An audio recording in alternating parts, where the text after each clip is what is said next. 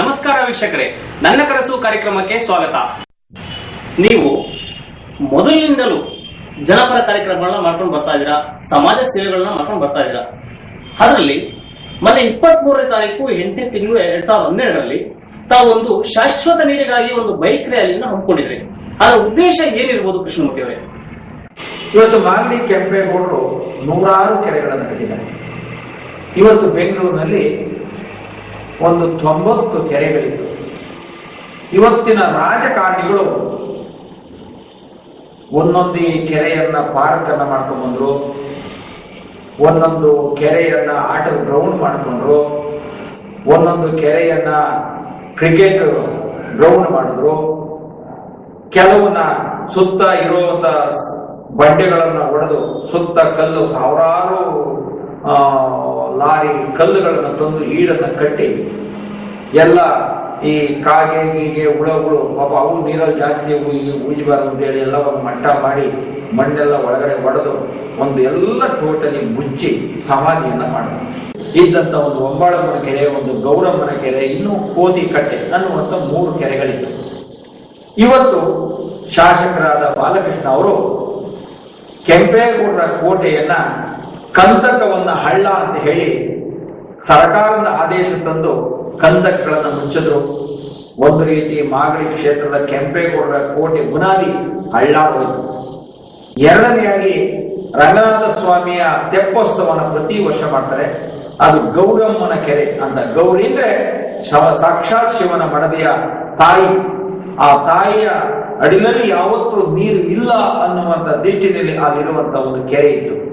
ಆ ಕೆರೆಯನ್ನ ಇವತ್ತು ಕಲ್ಮಶದ ನೀರನ್ನ ಬಿಟ್ಟು ಇವತ್ತು ಒಂದು ಮೋರಿಯ ಒಂದು ಅಂದ್ರೆ ಲ್ಯಾಟ್ರಿನ್ ನೀರು ಬರುವಂತ ಒಂದು ಚೇಂಬರ್ ಹೊಡೆದು ಇವತ್ತು ಆ ಕೆರೆಯನ್ನ ಹೊಡೆದಾಕಿ ಇವತ್ತು ರಂಗನಾಥ ಸ್ವಾಮಿಯ ತೆಪ್ಪೋತ್ಸವನ ಸಂಪೂರ್ಣವಾಗಿ ನಿಲ್ಲಿಸುವಂತ ಕೆಲಸವನ್ನ ಇವತ್ತು ಶಾಸಕರು ಮಾಡ್ತಾರೆ.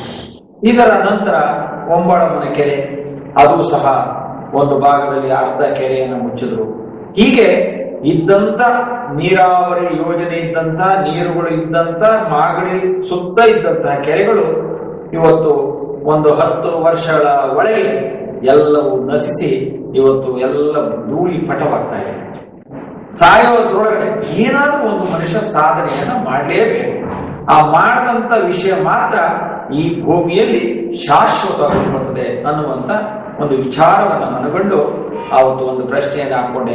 ಏನೇನು ದಾನ ಧರ್ಮಗಳು ಮಾಡಬೇಕು, ಏನೇನು ಕೆಲಸಗಳನ್ನು ಈ ಮಾಗಡಿ ಕ್ಷೇತ್ರಕ್ಕೆ ಪೂರ್ಣ ಮಾಡಬೇಕು, ಯಾವ್ಯಾವ ಕೆರೆ ಕಟ್ಟೆ ಗುಡಿ ಗೋಪುರಗಳನ್ನ ಉಳಿಸಬೇಕು, ಈ ಒಂದು ಹಿಂದೂ ಸಂಪ್ರದಾಯವನ್ನ ನಮ್ಮ ಶ್ರೀ ಶ್ರೀ ಶಿವಕುಮಾರ ಮಹಾಸ್ವಾಮಿ ಹುಟ್ಟಿದ ನಾಡು, ಮತ್ತೆ ಶ್ರೀ ಶ್ರೀ ಬಾಲಗಂಗಾಧರ ಸ್ವಾಮಿ ಹುಟ್ಟಿದಂತಹ ನಾಡು, ಈ ನಾಡನ್ನ ಕಟ್ಟಿದಂತಹ ಶ್ರೀ ಶ್ರೀ ಕೆಂಪೇಗೌಡರಂತಹ ನಾಡು, ಇನ್ನು ಅನೇಕ ಋಷಿಮುನಿಗಳಂತಹ ನಾಡು ಮಾಗಡಿ ನಾಡು.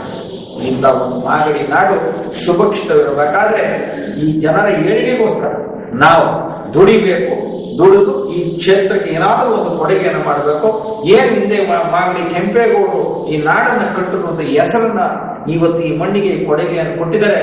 ಆ ಕೀರ್ತಿಯನ್ನ ಮತ್ತೆ ಪುನರಾವರ್ತಿ ಕಟ್ಟಬೇಕು ಅಂತ ವಿಚಾರದಲ್ಲಿ ಮನಗಂಡು ಇವತ್ತು ನಾನು 15 ವರ್ಷಗಳಿಂದ ನಿರಂತರವಾಗಿ ಧರ್ಮ ಕಾರ್ಯಗಳನ್ನು ಮಾಡ್ತಾ ಎಲ್ಲರ ಮೆಚ್ಚುಗೆಯನ್ನು ಪಡಿತಾ ಇವತ್ತು ನಾಡಿನ ಜನ ನಮ್ಮ ಸಮಸ್ತ ಇವತ್ತು ಎಲ್ಲಾ ಮಠಾಧೀಶರ ಆಶೀರ್ವಾದ, ಗುರು ಹಿರಿಯರ ಆಶೀರ್ವಾದ, ಮಾರ್ಗದರ್ಶನದಲ್ಲಿ ಕೆಲಸವನ್ನ ಮಾಡ್ಕೊಂಡು ಬರ್ತಾ ಇದ್ದೇನೆ. ದುಡಿಬೇಕಾದ್ರೆ ಶ್ರಮ ಇದೆ. ದುಡಿದಂತ ಹಣದಲ್ಲಿ ಸಹ ನಿಯೋಗವನ್ನು ಮಾಡಿಕೊಂಡು ಈ ಮಾಗಡಿ ಕ್ಷೇತ್ರವನ್ನ ಯಶಸ್ವಿ ಹಾದಿಗೆ ಕೊಂಡೊಯ್ಯಬೇಕಾದ್ರೆ ನಮ್ಮ ರಾಜಕೀಯದ ಪ್ರೇರಣೆ ಇವತ್ತು ನಾಡಿನ ಜನಕ್ಕೆ ಬೇಕಾಗಿದೆ. ಅದಕ್ಕೋಸ್ಕರ ಈ ರಾಜಕೀಯದ ಕ್ಷೇತ್ರವನ್ನ ಇವತ್ತು ಆರಿಸಿಕೊಂಡು ಇವತ್ತು ಜನರ ವಿಶ್ವಾಸಕ್ಕೆ ನಾನು ಮುಂದೆ ಹೋಗ್ತಾ ಇದ್ದೀನಿ. ಇದುವರೆಗೂ ತಾವು ತಮ್ಮ ಮಾಗಡಿ ಕ್ಷೇತ್ರದ ಜನತೆಗೆ ಯಾವ ರೀತಿಯ ಸವಲತ್ತನ್ನು ಮಾಡಿದ್ದೀರಾ ಮತ್ತೆ ಯಾವ ರೀತಿಯ ಸಹಾಯಗಳನ್ನು ಮಾಡ್ತಾ ಬರ್ತಾ ಇದ್ದೀರಾ? ಏನಾಗಿದೆ, ಕೆಂಪೇಗೌಡರ ಶಿಲಾನ್ಯಾಸ ಆದ ನಂತರ, ಸಾಮೂಹಿಕ ಮದುವೆ ಆದ ನಂತರ ಜನಗಳೆಲ್ಲ ಬಂದರು, ಕೃಷ್ಣಮೂರ್ತಿಯವರೇ ಸಹಾಯ ಮಾಡಿ. ಏನು ಸಹಾಯ ಮಾಡಬೇಕು ಅಂದಾಗ ನಮಗೆ ಆರೋಗ್ಯ ಸರಿಯಿಲ್ಲ, ಮಾತ್ರೆ ಕೊಡಿಸಿ, ಡಾಕ್ಟರ್ ಕೊಡಿಸಿ ಅಂತ ನಾನು ಹೇಳಿದೆ. ಏನು ಒಬ್ಬೊಬ್ಬರೇ ಬರ್ತೀರಿ, ಒಂದು ಮೆಡಿಕಲ್ ಕ್ಯಾಂಪ್ ಮಾಡೋಣ ಬಿಡಿ, ಎಲ್ಲರೂ ತೋರಿಸ್ಕೊಡೋದು ಬಿಡಿ ಅಂತ ಒಂದು ಒಂದು ಒಂದು ಸಾಮಾನ್ಯಕ್ಕೆ ಮಾತಾಡಿದೆ. ಆ ವಿಷಯನ ಚರ್ಚೆಯನ್ನು ಮಾಡಿದ್ವಿ. ಈ ಪಾಂಪ್ಲೆಟ್ ಹೊಡೆದು ಆಚೆಗೆ ಆಗ್ತಾ ಏನಾಯ್ತು, ಸಾವಿರಾರು ಸಂಖ್ಯೆಯಲ್ಲಿ ಮಹಿಳೆಯರು, ಪುರುಷರು, ವಯಸ್ಸಾದವರು ಎಲ್ಲರೂ ಬಂದರು. ನನಗೆ ಗಾಬರಿ ಆಗ್ಬಿಟ್ಟು, ಏನಪ್ಪ ಇದು ಸಾವಿರಾರು ಸಂಖ್ಯೆಯಲ್ಲಿ ಬಂದವರಲ್ಲ, ಯಾರು ತೋರಿಸೋದು ಇದು? ನನಗೆ ಅನೇಕ ಜನ ಡಾಕ್ಟರ್ಗಳು, ನಮ್ಮ ಸ್ನೇಹಿತರು, ಅನೇಕ ಹಾಸ್ಪಿಟಲ್ಗಳಿದ್ದು ಅವ್ರಿಗೆಲ್ಲ ಒಂದು ರಿಕ್ವೆಸ್ಟ್ ಮಾಡಿದ್ವಿ, ಸರ್ ಈ ಥರ ಇದೆ, ತಮ್ಮಿಂದ ಒಂದು ಸಹಕಾರ ಕೃಷ್ಣಮೂರ್ತಿ ನೀವು ಮಾಡಿ ನಾವು ಸಹಕಾರ ಕೊಡ್ತೀವಿ ಅಂತ ಅವರೆಲ್ಲ ಹೇಳಿದ್ವಿ. ಆಗ ಬಂದು ನೋಡ್ತೀನಿ, ಯಾವತ್ತಿನ ಕಾಲಕ್ಕೆ ಒಂದು 270-300 ಗರ್ಭಕೋಶ ಆಯಿತು, ಅರುಣಿಯ ಅಪ್ರೆಂಟಿಸ್ ಎಲ್ಲ ಸೇರಿ 500 ಆಗೋಯ್ತು. ಗೌಸಿ ಹಾಸ್ಪಿಟ್ಲು, ವಿಕ್ಟೋರಿಯಾ ಆಸ್ಪತ್ರೆ, ಬೋರಿಂಗ್ ಆಸ್ಪತ್ರೆ, KS ಆಸ್ಪತ್ರೆ, KR ಆಸ್ಪತ್ರೆ, ಆಮೇಲೆ KC ಜನರಲ್ ಆಸ್ಪತ್ರೆ, ಜಾಸ್ತಿ ಮಾಡಿರೋದು ಹಿಲ್ಸೈಡ್ ಆಸ್ಪತ್ರೆ, KS ಆಸ್ಪತ್ರೆ, ಶಾಂತಿ ನರ್ಸಿಂಗ್ ಹೋಮು, ಜೈಮಾರುತಿ, ಸಹನ, ಆಮೇಲೆ ಅಂತಾರಾಷ್ಟ್ರೀಯ ವಿಠಲ ನರ್ಸಿಂಗ್ ಹೋಮು, ಮತ್ತೆ ಮೋದಿ ಆಸ್ಪತ್ರೆ, ಜೈನ್ ಆಸ್ಪತ್ರೆ, ಹೀಗೆ ಅನೇಕ ಹಾಸ್ಪಿಟಲ್ಗಳನ್ನ ಬುಕ್ ಮಾಡಿ 19 ಹಾಸ್ಪಿಟಲ್ಗಳನ್ನ ಬುಕ್ ಮಾಡಿ 3 ತಿಂಗಳಲ್ಲಿ ಪೂರ್ತಿ ಸಂಪೂರ್ಣವಾದಂತ 500 ಆಪರೇಷನ್ ಸಕ್ಸಸ್ ಮಾಡಿಬಿಟ್ಟೆ. ನಾವು 3 ತಿಂಗಳು ಪ್ರತಿ ದಿವಸ 1,500 ಜನಕ್ಕೆ ಒಂದ್ಸರಿಗೆ 1,500 ಜನ ಅಂದ್ರೆ ಸಂಜೆ ಹೊತ್ತಿನ 4,500 ಜನಕ್ಕೆ ಊಟ ಕೊಡಬೇಕು, ಊಟ. ಮತ್ತೆ ನೆಕ್ಸ್ಟ್ ಇಯರ್ ಬಂದಾಗ ಮತ್ತೆ ಮಾಡಬೇಕು ಅನ್ನೋ ಒಂದು ಕಾರ್ಯಕ್ರಮ. ಸರಿ, ಅದು ಮಾಡಿದೆ, ಅದು ಸಕ್ಸಸ್ ಮಾಡಿದೆ. ಇದು 3ನೇ ಬಾರಿ. ಇದು 4ನೇ ಬಾರಿ ಹಾಕೊಂಡ್ವಿ. ಸರಿ ನೋಡೋಣ, ಏನೋ ಒಂದು 500,000 ಜನ ಆಗ್ಬೋದು ಅಂತ ಹಾಕೊಂಡ್ವಿ. ಈ ಸಾರಿ 6,000 ಜನ ಈ ಒಂದು ಉಚಿತ ಆಪರೇಷನ್ ಶಿಬಿರಕ್ಕೆ ಸೇರಿದ್ರು. ಈ ಜಾತ್ರೆ ಆಗೋಯ್ತು. ಏನಂದ್ರೆ 6,000 ಜನ ಅಂದ್ರೆ ಒಂದು ಫಂಕ್ಷನ್ಗೆ 5,000 ಜನ ಸೇರ್ಸೋದು ಕಷ್ಟ. ಇನ್ ಮೆಡಿಕಲ್ ಕ್ಯಾಂಪ್ಗೆ 5,000 ನಾವು ಹೆಂಗ್ ಮೇಂಟೈನ್ ಮಾಡೋದು? ಹಂಗೂ ಒಂದು 15 ಹಾಸ್ಪಿಟಲ್ ಅವ್ರು ಬಂದಿದ್ರು. ಆ ಜನ ನೋಡಿ ನಾವೇನು ಮಾಡಕ್ಕಾಗಲ್ಲ ಸರ್, ಯಾರು ಮಾಡೋದು, ಜಾತ್ರೆ ಕ್ಯೂನಾಗಿದ್ದಾರೆ, ನಾವು ಮಾಡಕ್ಕಾಗಲ್ಲ, ಹಿಂಗ್ ಮಾಡೋದು ನಾವೇನ್ ಮಾಡೋದು? ಸರಿ, ಏನು ಮಾಡ್ಬಿಟ್ಟು ಒಂದು ಕೆಲಸ ಮಾಡಿ, ಇವತ್ತೆಲ್ಲ ಅವ್ರು ಬರೀ ಹೆಸರು, ಅವ್ರದ್ದೊಂದು ಫೋನ್ ನಂಬರ್ ಕಳಿಸಿ, ನಾವು 1 ವಾರ ಇಲ್ಲೇ ಮೆಡಿಕಲ್ ಕ್ಯಾಂಪ್ ಆಗಿ 1 ವಾರನೂ ಚೆಕಪ್ ಆಗಲಿ. ಕೊನೆಗೆ 1 ವಾರ ಅವ್ರು ಚೆಕಪ್ ಆಗಿ ಎಲ್ಲರೂ ಅವ್ರ ಕಾಯಿಲೆ ಚೀಟಿ ಕೊಟ್ಟು ಟೈಮ್ ಫಿಕ್ಸ್ ಮಾಡೋಕ್ಕೆ 1 ವಾರ ಆಯ್ತು. 3,000 kg ಅಕ್ಕಿ ಖಾಲಿ ಆಯ್ತು. ಸಪ್ತಗಿರಿ ಹಾಸ್ಪಿಟಲ್ ಅಲ್ಲಿ ಮಾಡಿಸ್ತಾ ಇದ್ವಿ. ಇವತ್ತು 100 ಜನ ಪ್ರೆಸೆಂಟ್ ಬೆಡ್ ಮೇಲೆ ಇದ್ದಾರೆ. ನನ್ನ ಹೆಸರು ಸವಿತಾ ಅಂತ. HM ಕೃಷ್ಣಮೂರ್ತಿ ಅವರು ಮಾಗಡಿಯವರಿಂದ ನಾವು ಅವರಿಂದ ತುಂಬಾ ಹೆಲ್ಪ್ ತಗೊಂಡಿದ್ದೀವಿ. ಇದಕ್ಕೆ 8 ವರ್ಷದ ಮುಂಚೆ ಇದೇ ತರ ಕ್ಯಾಂಪ್ ಮಾಡಿದ್ರು. ಅದರಲ್ಲಿ ನಮ್ಮ ಚಿಕ್ಕಮ್ಮನ ಕರ್ಕೊಂಡೋಗಿ ಶಿವಾಜಿನಗರದಲ್ಲಿ ಮಾಡ್ಸಿದ್ವಿ, ಘೋಷ್ ಹಾಸ್ಪಿಟ್ಲಲ್ಲಿ. ಅದೇ ತರ ಇವಾಗೂ ಕ್ಯಾಂಪ್ ಮಾಡಿದ್ದಾರೆ. ಅದ್ರಲ್ಲಿ ನಮ್ಮ ಅಮ್ಮನ ಕರ್ಕೊಂಡ್ಬಂದು ಆಪರೇಷನ್ ಮಾಡಿಸ್ತಾ ಇದ್ದೀವಿ. ನಿಮಗೆ ಈ ಒಂದು ಸ್ವಚ್ಛ ಚಿಕಿತ್ಸೆಯನ್ನ ಮಾಡಿಸ್ತಿರೋರು ಯಾರು? ಕೃಷ್ಣಮೂರ್ತಿ ಅವರು ಒಂದು ಈ ಒಂದು ಹೊಸ ಚಿಕಿತ್ಸೆಯನ್ನು ನಿಮಗೆ ಕೊಡ್ತಾ ಇದ್ದಾರೆ. ಇದರಲ್ಲಿ ಅವ್ರ ಬಗ್ಗೆ ನೀವೇನು ಅಭಿಪ್ರಾಯ ಹೇಳ್ತೀರಾ? ನಾವು ನಮ್ಮ ಅಣ್ಣ ಬರೋದು, ನಮ್ಮ ತಮ್ಮದಿರೋದು ಅವರೇ ಜಾಸ್ತಿ ಮಾತಾಡೋದು. ಇದರಿಂದ ಎಷ್ಟು ಜನ ಇಲ್ಲಿಗೆ ಪೇಷಂಟ್ ಕರ್ಕೊಂಡಿದ್ದಾರೆ? ಲೆಕ್ಕನೇ ಇಲ್ಲ, ಅಂದ್ರೆ ಅವರಿಂದ ನಿಮಗೆ ತುಂಬಾ ಹೆಲ್ಪ್ ಆಗ್ತಾ ಇದೆ. ನಮ್ಗೆ ಯಾರು ಅಷ್ಟೇ ಹೆಲ್ಪ್ ಮಾಡಿದ್ರೆ ಅವರು ಅಷ್ಟೇ. ಅವ್ರು ಹೇಳಿ ಜನ್ಮಕ್ಕೂ ನಾವು ಮರೆಯೋಕ್ಕಾಗಲ್ಲ. ಅವ್ರಿಗೆ ಬಾಯರ್ಗೆಲ್ಲ ಜನ್ಮ ಕೊಟ್ಟಂಗೆ ಪರಮಾತ್ಮನೇ ಅವ್ರನ್ನ ಕೈ ಮುಟ್ಟಿದ್ದಾರೆ.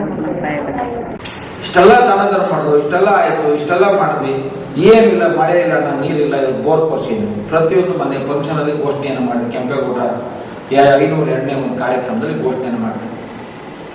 ಮೋಟರ್ ಕೊರ್ಸೋದ್ರೆ ಬೋರ್ನ ಕೊರ್ಸೋದು ನಂದು, ಮೋಟರ್ನ ಬಿಟ್ಕೊಡೋದು ನೀವು ವೈಯಕ್ತಿಕವಾದ ದುಡ್ಡಲ್ಲಿ ಮಾಡೋದಾರೆ ಮಾಡಿಸ್ಕೊಡ್ತೀನಿ ಅಂತ ಹೇಳಿ ಕೊನೆಗೆ ಅದು 20 ಬೋರನ್ನ ಇವತ್ತು ತಾಲೂಕಿಗೆ ಕೊರ್ಸ್ಕೊಟ್ಟೆ. ನಾನು ಯಾರು ಮಿನಿಸ್ಟರ್ ಅಲ್ಲ, ML ಸರ್ಕಾರ ₹1 ಅನುದಾನ ಇದ್ದಿಲ್ಲ, 20 ಬೋರ್ ಎಲ್ಲ ಕೊರ್ಸ್ಕೊಟ್ಟೆ.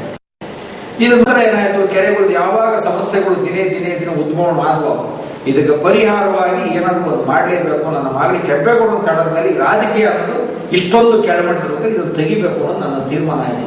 ಹಾಗಾಗಿ ಜನರ ಅಪೇಕ್ಷೆನೂ ಇತ್ತು, ಈ ರಾಜಕೀಯದ ಪ್ರವೇಶನ ಮಾಡಬೇಕು, ಕೆಂಪೇಗೌಡ ನಾಡು ಕಟ್ಟಲೇಬೇಕು, ಈ ಕೆಂಪೇಗೌಡ ನಾಡು ಈ ರಾಜ್ಯಕ್ಕೆ ಮಾದರಿ ಆಗಬೇಕು ಅನ್ನೋದು ಒಂದೇ ಒಂದು ಕಾರಣಕ್ಕೆ ಇವತ್ತು ನಮ್ಮೆಲ್ಲ ಆಗುವಗಳ ಎಲ್ಲ ಕೆಲಸವನ್ನು ಬದಿಗೊತ್ತಿ ಸಂಪೂರ್ಣವಾದ ಕೆಲಸವನ್ನ, ಸಂಪೂರ್ಣವಾದ ಎಲ್ಲಿ ನನಗೆ ಎಷ್ಟು ಮಾಡೋದಕ್ಕೆ ಸಾಧ್ಯ ಅಷ್ಟು ವೈಯಕ್ತಿಕವಾಗಿ ನಾನೇ ಘೋಷಣೆಯನ್ನು ಮಾಡಿ ಈ ಕಾರ್ಯಕ್ರಮನ ಮುಂಚೂಣಿ ತಗೊಂಡೋಗಿದ್ದೀನಿ.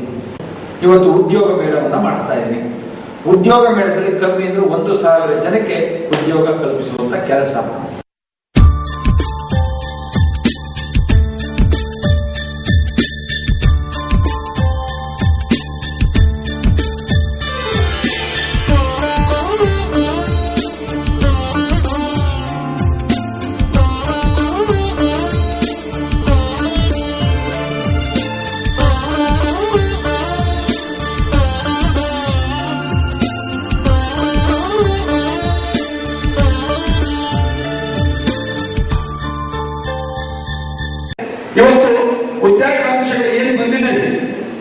ನೀವು ಏನನ್ನು ಓದಿದ್ರಿ, ಏನೇನು ಟ್ರೈನಿಂಗ್ ಅನ್ನು ಮಾಡಿದ್ರಿ, ಕೂಲಂಕುಷವಾಗಿ ಎಲ್ಲಾ ಕಂಪನಿಗಳು ಕೇಳುವ ಪ್ರಶ್ನೆಗಳಿಗೆ ಸರಳವಾದ ಉತ್ತರವನ್ನು ಕೊಡಿ. ಕೆಲಸವನ್ನು ನಿಮ್ಮದಾಗಿಸಿಕೊಳ್ಳಿ. ಅಥವಾ ನಿಮಗೆ ಇವತ್ತು ಈ ಸಂದರ್ಭದಲ್ಲಿ ನಿಮಗೆ ಕೆಲಸ ದೊರಕಲಿಲ್ಲ ಅಂದರೆ ಯಾರು ಹತಾಶರಾಗಬೇಡಿ. 3 ತಿಂಗಳಿಗೊಮ್ಮೆ ಪ್ರತಿ ಈ ಉದ್ಯೋಗ ಮೇಳವನ್ನು ಮಾಡಿ ನಮ್ಮ ಮಾಗಡಿ ಜನತೆಯಿಂದ ಉದ್ಯೋಗಕ್ಕೆ ನಾನು ಕೊಂಡೊಯ್ತೇನೆ. ಅದರ ಜೊತೆಯಲ್ಲಿ ಇವತ್ತು ಯಾರಾದರೂ ಇಂಗ್ಲಿಷ್ ಮಾತಾಡಲಿಲ್ಲ ಅಥವಾ ಬರೆಯಲಿಕ್ಕೆಲ್ಲ ಒಂದು ಕಡೆ ಸಮಸ್ಯೆ ಇದೆ. ಮುಂದಿನ ತಿಂಗಳು 1ನೇ ತಾರೀಕಿಂದ ಇಲ್ಲಿ ನಮ್ಮ ಕೆಂಪೇಗೌಡರ ಆಫೀಸ್ನಲ್ಲಿ ಒಂದು ಜಾಗವನ್ನು ಮಾಡಿ ಇಂಗ್ಲಿಷ್ ಕೋಚಿಂಗ್ ಅನ್ನು ಕೊಟ್ಟು ಮತ್ತೆ ನಿಮ್ಮನ್ನೇ ಉದ್ಯೋಗಗಳಿಂದ ಮುಖಾಂತರ ಕೆಲಸಕ್ಕೆ ಆಗ್ತೇನೆ. ಇದು ನಿಮ್ಮ ತಲೆಯಲ್ಲಿ ಬರುತ್ತದೆ.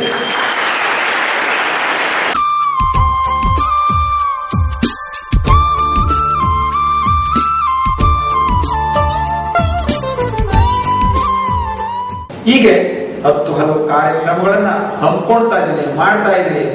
ಮಾಗಡಿ ಕೆಂಪೇಗೌಡ ಶಿಲೆ ವಿನ್ಯಾಸ ಮಾಡುವಾಗ ಮಾಗಡಿಗೆ ಬಂದಿದ್ರೆ ಮಾಗಡಿ ರೋಡ್ ತೋರಿಸಿದ್ರು, ಮಾಗಡಿ ಎಲ್ಲಿದೆ ಅಂತ ತೋರಿಸಲಿಲ್ಲ ಜನ.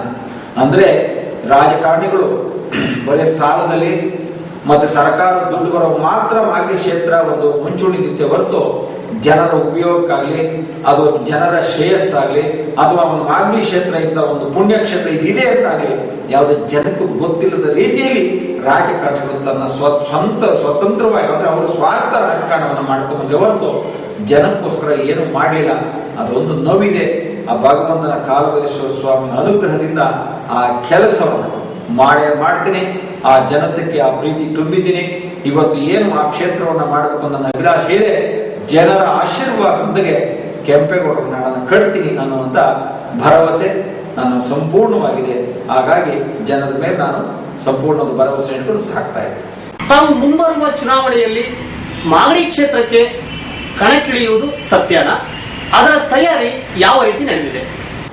ಮುಂದಿನ ಚುನಾವಣೆಗೆ ಸ್ಪರ್ಧಿಯಾಗಿ ರಾಜಕೀಯದ ಅಭ್ಯರ್ಥಿಯಾಗಿ ಸ್ಪರ್ಧೆಗಿರುವುದು ಖಚಿತ. ಸಿದ್ಧತೆ ಏನಿಲ್ಲ. ಸಿದ್ಧತೆ ಎಲ್ಲ ಮಾಗಡಿ ಜನತೆ ಮಾಡ್ಕೊಂಡಿದ್ದಾರೆ. ಕೃಷ್ಣಮೂರ್ತಿಯವರು ಬೇಕು ಅನ್ನೋದು ಎಲ್ಲರ ಮನೆಯ ಮಾತಾಗಿದೆ. ಕೃಷ್ಣಮೂರ್ತಿಯವರು ಕೊಡುವಂತ ಸೇವೆ ಇನ್ಯಾರು ಕೊಡಕ್ಕಾಗಲ್ಲ ಅನ್ನೋ ಅಭಿಪ್ರಾಯನೂ ಪ್ರತಿಯೊಬ್ಬರಲ್ಲೂ ಮೂಡಿದೆ. ಒಬ್ಬ ಕೂಲಿ ಕಾರ್ಮಿಕರಿಂದ, ರೈತರಿಂದ ಹಿಡಿದು ಒಬ್ಬ ತಾಯಿಯಂದ್ರಿಂದ ಮಕ್ಕಳಿಂದ ಹಿಡಿದು ಪ್ರತಿಯೊಬ್ಬರ ಹೃದಯದಲ್ಲಿ ಕೆಲವರ ನ್ಯಾಲಿಗೆ ಮೇಲಿರೋದು ಎಚ್.ಎಂ. ಕೃಷ್ಣಮೂರ್ತಿಯವರು ಈ ಕ್ಷೇತ್ರದ ಅಭ್ಯರ್ಥಿ ಆಗಬೇಕು, ಅವರು ಗೆಲ್ಲಬೇಕು. ಈ ಗೆದ್ದ ಮೇಲೆ ಏನು ಅವ್ರ ಕೊಡುಗೆ ಇದೆಯೋ ಅದನ್ನ ನಾವು ಉಪಯೋಗಿಸ್ಕೋಬೇಕು ಅನ್ನೋದು ಎಲ್ಲರ ಕೂಗಿದೆ. ಆ ಕೂಗಿಗೆ ನನ್ನ ಸ್ಪಂದನೆ ಇದೆ. ನಾನು ಅದನ್ನು ಪೂರ್ಣ ಮಾಡ್ತೀನಿ. ಅವ್ರು ಏನು ನನಗೆ ಅವರು ಅಭಿಪ್ರಾಯ ವ್ಯಕ್ತ ಮಾಡೋದು ಒಂದಕ್ಕಿಂತ 10ರಷ್ಟು ಮಾಡುವಂತ ಶಕ್ತಿ, ಆಮೇಲೆ ನಾನು ಮಾಡಲೇಬೇಕು ಅನ್ನೋ ಭಗವಂತನ ಪ್ರೇರಣೆ ನನಗಾಗಿದೆ. ನಾನು ಮಾಡ್ತೀನಿ. ಕೊಡುಗೆ ದಾನಿ, ಸಮಾಜ ಸೇವಕರು, ಸಾವಿರಾರು ಜನಗಳಿಗೆ ಆರೋಗ್ಯ ತಪಾಸಣೆಯನ್ನು ಮಾಡಿಸಿ ಇಡೀ ಮಾಗಡಿ ಕ್ಷೇತ್ರದಲ್ಲಿ ಜನ ಮೆಚ್ಚುಗೆಯನ್ನು ಪಡೆದಂತ ಎಚ್.ಎಂ. ಕೃಷ್ಣಮೂರ್ತಿಯವರು ಈ ಒಂದು ಕಾರ್ಯಕ್ರಮಕ್ಕೆ ಬಂದು ಅವರ ಅಭಿಪ್ರಾಯವನ್ನು ಹಂಚಿಕೊಂಡಿದ್ದಕ್ಕೆ ಧನ್ಯವಾದಗಳು.